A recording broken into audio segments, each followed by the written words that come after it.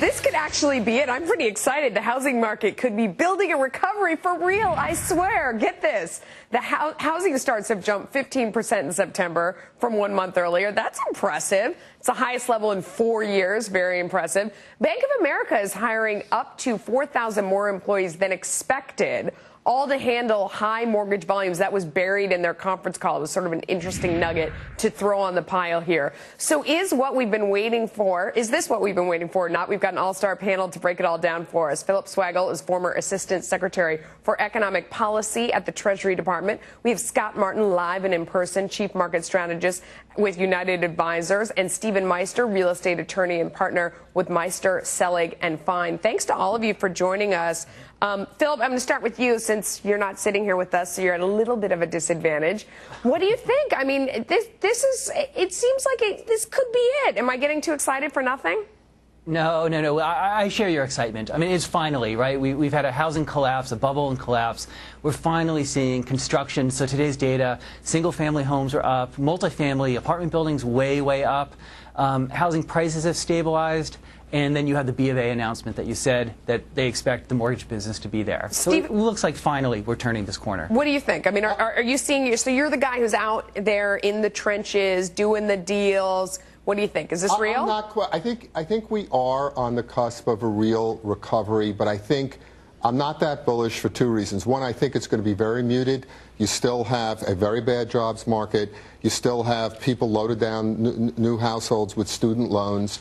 And you're probably going to eventually see an interest rate increase, not right now. That will not my lifetime. But wait, what does muted mean to you? I mean, does it mean that we should never get our hopes up that our houses are going to, you know, double in value over 4 years? Or does it mean like 1-2%? I think you're going to see a very muted price increases because of the overhang. Give me a number.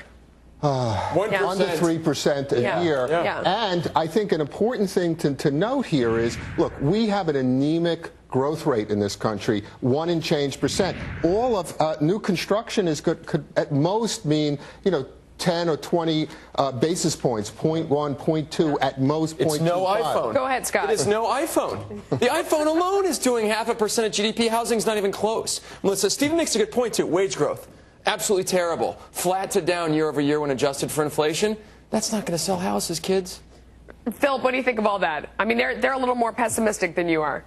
Yeah, you know, look, I'm realistic. There's some secular forces that make me a little bit more optimistic, right? So, yes, slow wage growth, slow job growth. We've got a couple million people living in their parents' basement, doubling up, sharing apartments.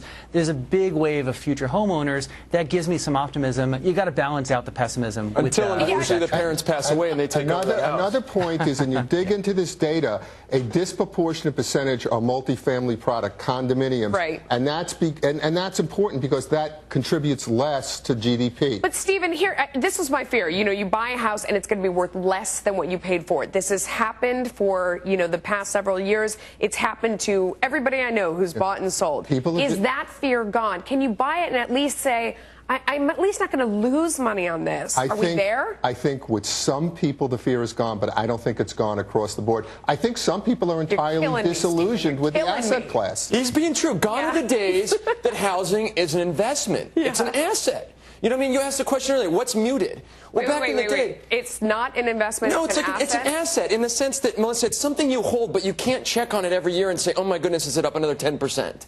It's housing. Okay. It's housing, right? You can house yourself in a rented apartment, or a rented house, and you can house yourself in owned housing. It's what Scott is saying is you're not looking to make money by buying a house. You're looking to shelter yourself. Thank you. My trail buying a house. Is that the bottom line over time, that it's no longer an investment? It's not the nest egg where, you know, people, my parents' generation, would buy a house, live in it their whole lives, and know that when there was time to retire, they could sell it, and their whole nest egg, essentially their 401k, the money would come out and they could use that to retire. Is that ever going to happen again?